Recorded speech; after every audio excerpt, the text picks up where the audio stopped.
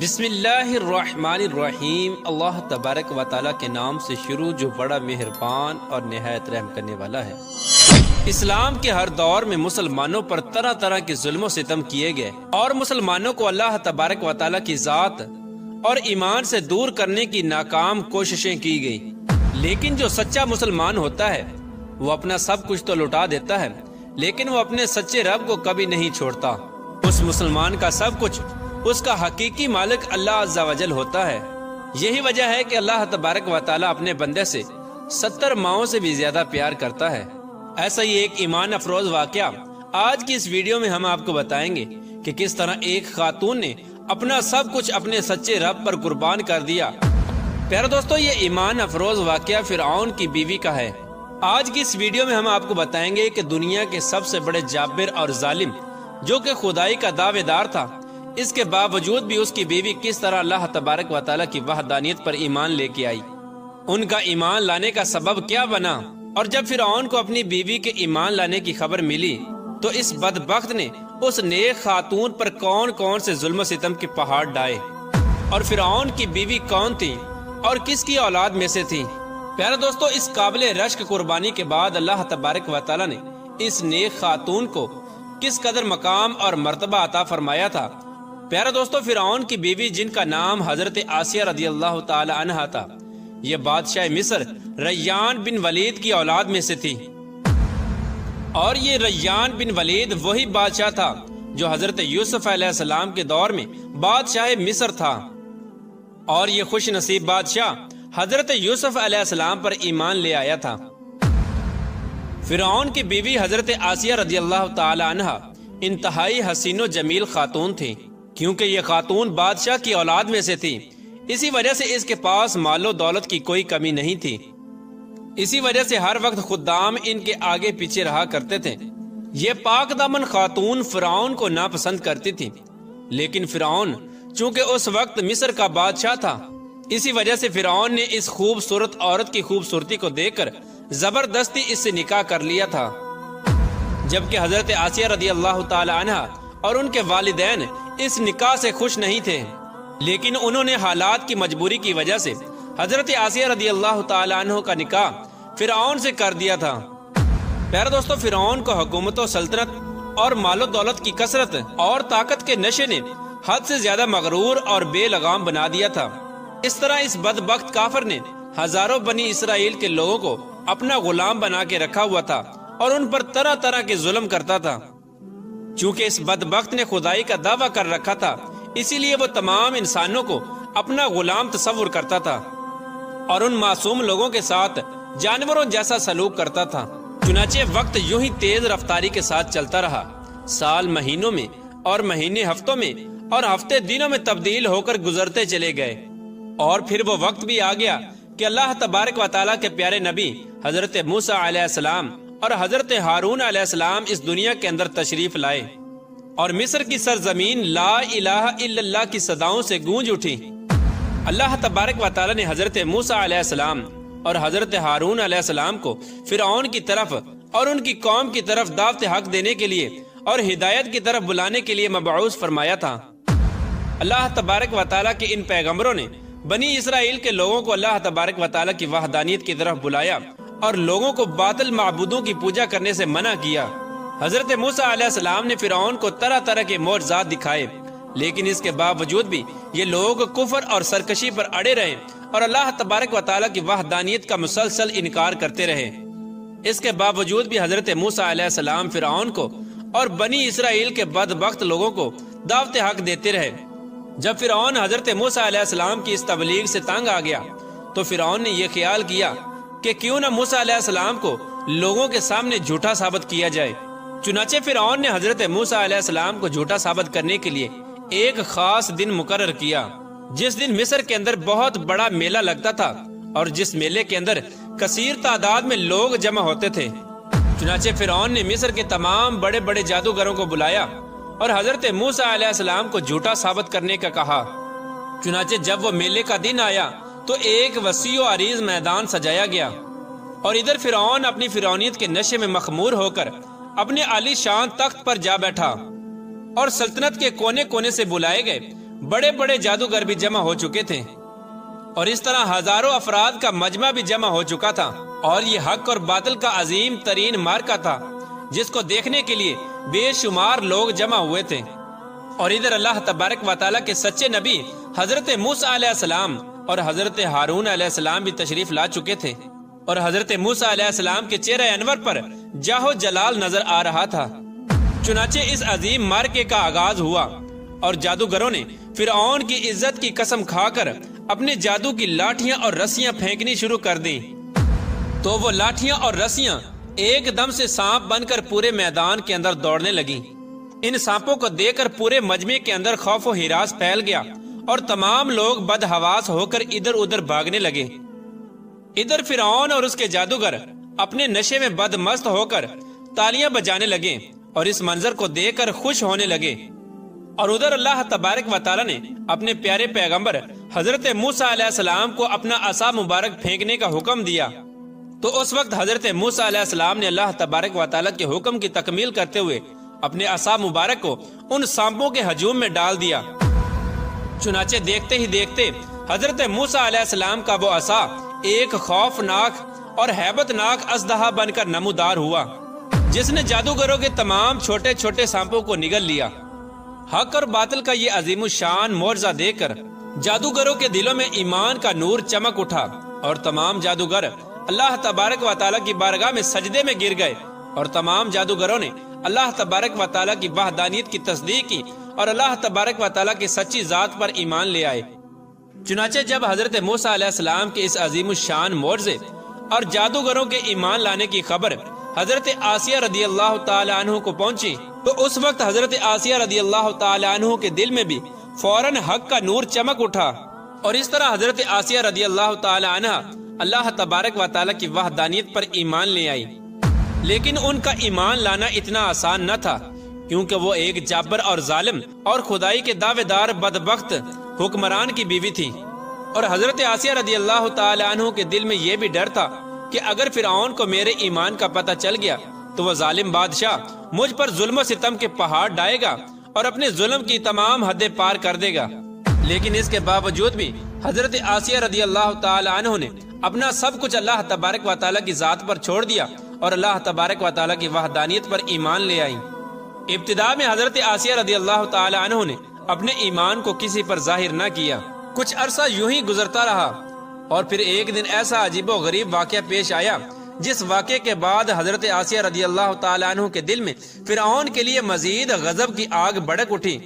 और हजरत आसिया रदियल्लाहु ताला अन्हा फिरऔन से मजीद नफरत करने लगी और फिरऔन के मुसलमानों पर किए जाने वाले जुल्म सितम हजरत आसिया रदियल्लाहु ताला अन्हु के लिए नाकाबिले बर्दाश्त थे। चुनाचे वो इबरतनाक वाक़या कुछ यूं पेश आया कि फिरऔन की बेटी के एक खादमा थी जो फिरऔन की बेटी के सर में कंघी किया करती थी। एक दिन उस खादमा के हाथ से कंघी गिर गई तो उस खादमा ने बिस्मिल्लाह पढ़कर उस कंघी को उठा लिया। उस वक्त फिरऔन की बेटी ने इन कालिमात को सुन लिया और फिरऔन से जाकर उस खादमा की शिकायत कर दी कि वो खादमा आपके अलावा किसी और को खुदा मानती है और आपके अलावा किसी और की इबादत करती है। ये बात सुनकर फिरऔन लाल पीला हो गया और उसने गजबनाक होकर उस खादमा को अपने दरबार में बुलाया और उस खादमा के ईमान लाने की हकीकत दरियाफ्त की कि आखिरकार वो किसको खुदा मानती है। और फिरऔन उससे कहने लगा, क्या तू मेरे अलावा किसी और को खुदा मानती है? तो उस वक्त उस खादमा ने फौरन जवाब दिया कि हाँ, मेरा और तेरा रब अल्लाह अज़्ज़ा वजल है, वही वाहदहु ला शरीक है और उसके अलावा उसका कोई शरीक नहीं। चुनाचे खादमा की ये बात सुनकर फिरऔन उस पर मजीद गजबनाक हो गया। चुनाचे फिरऔन ने उस खादमा को और उनके मासूम बच्चों को खौलते हुए तेल में डाल दिया और उनको शहीद कर दिया। ये खौफनाक और दिल खराश मंजर उस वक्त फिरऔन की बीवी भी देख रही थी। इसी दौरान अल्लाह तबारक व तआला की कुदरत की जलवा गरी हुई और अल्लाह तबारक व तआला ने हजरत आसिया रदियल्लाहु ताला अन्हु की आंखों से गैब के पर्दे उठा दिए थे और फिरऔन की बीवी की बसीरत को रोशन फरमा दिया था। और फिरऔन की बीवी ने यह मंजर भी देखा कि फरिश्ते उस खादमा की रूह को लेकर आसमान की तरफ जा रहे हैं। इस तरह फरिश्तों को देखने के बाद फिरऔन की बीवी का ईमान मजीद मजबूत हो गया और वो मजीद अल्लाह तबारक व तआला की वहदानियत का यकीन करने लगी। اور حضرت موسیٰ علیہ السلام کی صداقت اور حقانیت بھی واضح ہو گئی۔ اس خوفناک منظر کو دیکھنے کے بعد فرعون کی بیوی سوچ میں پڑ گئی اور سوچنے لگی کہ میں مسلمان ہونے کے باوجود بھی مسلمانوں پر ہونے والے ان تمام تر ظلم و ستم کو کس طرح برداشت کر سکتی ہوں۔ ابھی فرعون کی بیوی انہی خیالات کے اندر گم تھی کہ فرعون اپنی بیوی کے پاس آیا اور اس مظلوم عورت پر کیے جانے والے اپنے ظلم و ستم کی داستان کو اپنی بیوی کے ساتھ بیان کرنے لگا۔ اس وقت فرعون کی بیوی نے اپنے دل ہی دل میں فرعون کے خلاف بغاوت کا علم بلند کرنے کا ارادہ کر لیا تھا۔ جب فرعون نے اپنی بیوی کو اس مظلوم عورت کو شہید کرنے کی خبر دی تو فرعون کی بیوی نے فرعون سے کہا کہ اللہ تیری خرابی ہو، کس شے نے تجھے اللہ تبارک و تعالیٰ کے مقابلے میں اتنا بے باک کر دیا ہے؟ یہ بات سن کر فرعون ایک بار پھر بھڑک اٹھا اور اپنی بیوی سے کہنے لگا کہ تجھے بھی اسی جنون نے آ لیا ہے جس جنون کے اندر وہ خادمہ مبتلا تھی۔ چنانچہ اس کے جواب میں فرعون کی بیوی نے فرعون سے کہا کہ مجھے کوئی جنون نہیں آیا، میں تو اس خدا وحدہ لا شریک پر ایمان لا چکی ہوں جو میرا اور تیرا اور تمام جہانوں کا سچا رب ہے۔ اس طرح اس بہادر خاتون نے کھلا مکھلا فرعون کے سامنے اپنے ایمان کا اظہار کیا۔ فرعون اپنی بیوی کی یہ بات سن کر حیران و پریشان رہ گیا اور فرعون شروع میں بغیر کسی ظلم و ستم کے اپنی بیوی کو سمجھانے کی کوشش کرنے لگا، اور فرعون نے اپنی بیوی کو ایمان سے دور کرنے کے لیے ان کے والدین کو بھی بلایا اور ان کو دھمکی دینے لگا کہ اگر تمہاری بیٹی نے حضرت موسیٰ علیہ السلام کے خدا کا انکار نہ کیا تو ضرور یہ موت کا مزہ چکھے گی۔ چنانچہ حضرت آسیہ رضی اللہ تعالیٰ عنہ کے والدین نے تنہائی کے اندر حضرت آسیہ رضی اللہ تعالیٰ عنہ کو سمجھانے کی کوشش کی، لیکن حضرت آسیہ رضی اللہ تعالیٰ عنہ کا ایمان چونکہ مضبوط ہو چکا تھا، اسی وجہ سے انہوں نے ان کی بات ماننے سے انکار کر دیا، اور حضرت آسیہ رضی اللہ تعالیٰ عنہ اپنے والدین سے کہنے لگی کہ میں اللہ تبارک و تعالیٰ کی وحدانیت کا انکار نہیں کر سکتی، بے شک وہ سچا رب ہے۔ چنانچہ جب فرعون کا یہ حربہ بھی ناکام ہو گیا تو اس وقت فرعون نے اپنی بیوی کو طرح طرح کی اذیتیں دینے کا فیصلہ کیا تاکہ یہ اپنے ایمان سے دور ہو جائے اور مجھ کو خدا ماننے لگے۔ پیارے دوستو، روایات میں آتا ہے کہ فرعون کے حکم سے حضرت آسیہ رضی اللہ تعالی عنہ کو طرح طرح کی اذیتوں کے اندر مبتلا کر دیا گیا، حتیٰ کہ حضرت آسیہ رضی اللہ تعالی عنہ کے ہاتھوں اور پاؤں میں میخیں لگا کر دھوپ کے اندر سورج کی طرف رخ کر کے لٹا دیا گیا، اور آپ کے سینے کے اوپر چکی کا 12 بھرکم پتھر رکھ دیا گیا تاکہ آپ ہل نہ سکیں۔ لیکن ان تمام تر تکالیف اور مصائب کے باوجود بھی حضرت آسیہ رضی اللہ تعالی عنہ کے ایمان کے اندر ذرہ برابر بھی کمی نہ آئی، بلکہ ان تمام تر تکالیف کے باوجود بھی آپ کے ایمان کے اندر مزید اضافہ ہوتا چلا گیا۔ چنانچہ جب فرعون نے ان تمام تر تکالیف کے بعد اپنی بیوی سے ایمان سے پھرنے کا کہا تو حضرت آسیہ رضی اللہ تعالی عنہ نے بڑا ہی ایمان افروز اور ایمان کو تازہ کر دینے والا جواب دیا، جس سے فرعون کا گھمنڈ خاک میں مل گیا، اور فرعون حضرت آسیہ رضی اللہ تعالی عنہ کے ایمان اور ہمت کے آگے گھٹنے ٹیکنے پر مجبور ہو گیا۔ چنانچہ حضرت آسیہ رضی اللہ تعالی عنہ نے ارشاد فرمایا، اے دشمن خدا اور ظالم انسان، تو میرے وجود پر تو قادر ہو سکتا ہے، لیکن میرا دل اللہ تبارک و تعالیٰ کی پناہ میں ہے۔ اگر تو میرے جسم کے ہر حصے کو بھی کاٹ دے تب بھی میرا عشق اور ایمان اللہ تبارک و تعالیٰ کی بارگاہ میں بڑھتا چلا جائے گا۔ اسی دوران جب حضرت آسیہ رضی اللہ تعالی عنہ پر ظلم و ستم کے پہاڑ گرائے جا رہے تھے، حضرت موسیٰ علیہ السلام وہاں سے گزرے تو حضرت موسیٰ علیہ السلام سے حضرت آسیہ رضی اللہ تعالی عنہ نے پوچھا، کیا میرا رب مجھ سے راضی ہے؟ تو حضرت موسیٰ علیہ السلام نے ارشاد فرمایا، اے آسیہ رضی اللہ تعالی عنہ، آسمان کے فرشتے تیرے انتظار میں ہیں اور اللہ تبارک و تعالیٰ تیرے ایمان اور تیرے کارناموں پر فخر فرماتا ہے۔ آپ اللہ تبارک و تعالیٰ کی بارگاہ میں سوال کریں، آپ کی ہر حاجت پوری کی جائے گی۔ اس وقت حضرت آسیہ رضی اللہ تعالی عنہ نے اللہ تبارک و تعالیٰ کی بارگاہ میں یہ دردناک دعا کی، اے میرے پروردگار، میرے لیے اپنے پاس جنت میں ایک گھر بنا اور مجھے فرعون اور اس کے ظلم سے نجات دے اور مجھے ان ظالموں سے نجات بخش۔ ادھر جب فرعون نے حضرت آسیہ رضی اللہ تعالی عنہ کو ایمان سے دور کرنے کی تمام تر کوششیں کر لیں اور ہر کوشش کے اندر ناکامی کا سامنا کرنا پڑا، تو اس وقت فرعون نے حضرت آسیہ رضی اللہ تعالی عنہ کو شہید کرنے کا فیصلہ کر لیا، اور آخری حربے کے طور پر فرعون نے اپنے کارندوں سے کہا کہ ایک بہت بڑی چٹان لے کر آؤ، اگر یہ چٹان دے کر اپنے ایمان پر قائم رہتی ہے تو یہ چٹان اس پر گرا دینا، اور اگر یہ ایمان سے پھر جاتی ہے تو پھر یہ میری بیوی ہے۔ پیارے دوستو، اس خوفناک منظر کے وقت جہاں ایک طرف زندگی ہے اور دوسری طرف موت کھڑی ہے، تو اس وقت حضرت آسیہ رضی اللہ تعالی عنہا نے آسمان کی طرف نگاہ اٹھا کر دیکھی تو جنت کے اندر اپنا سفید موتیوں والا محل نظر آیا، جس سے آپ کا ایمان مزید بڑھ گیا، اور اسی حالت میں آپ کی روح پرواز کر جاتی ہے، اور اس کے بعد آپ رضی اللہ تعالی عنہ کے جسم مبارک پر وہ چٹان گرا دی جاتی ہے، اور وہ چٹان ایسے بدن پر گرتی ہے جس میں روح نہیں ہوتی۔ اس دردناک واقعے کے دوران جب فرعون اپنی بیوی پر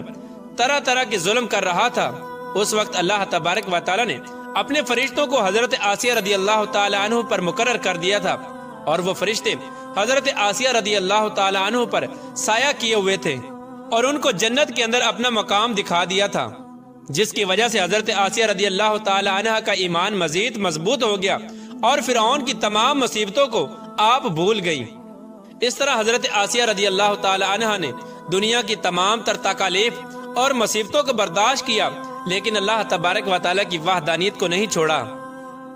اور پھر اللہ تبارک و تعالی نے حضرت آسیہ رضی اللہ تعالی عنہ کو وہ مقام عطا فرمایا جو مقام آج تک کسی کو نہیں ملا۔ حضرت آسیہ رضی اللہ تعالی عنہ جب جنت میں جائیں گی تو اللہ تبارک و تعالی ان کو یہ نعمت عطا فرمائے گا کہ وہ جنت میں حضور پاک صلی اللہ تعالی علیہ وآلہ وسلم کی زوجہ محترمہ ہوں گی، اور اللہ تبارک و تعالی ان کا شمار حضور صلی اللہ تعالی علیہ وآلہ وسلم کی ازواج مطہرات میں فرمائے گا۔ اللہ تبارک و تعالی سے دعا ہے کہ اللہ تبارک و تعالی ہمیشہ اپنا عشق اور ایمان سلامت رکھے، اور حضور صلی اللہ تعالی علیہ وآلہ وسلم کی محبت کے اندر جینا مرنا نصیب فرمائے۔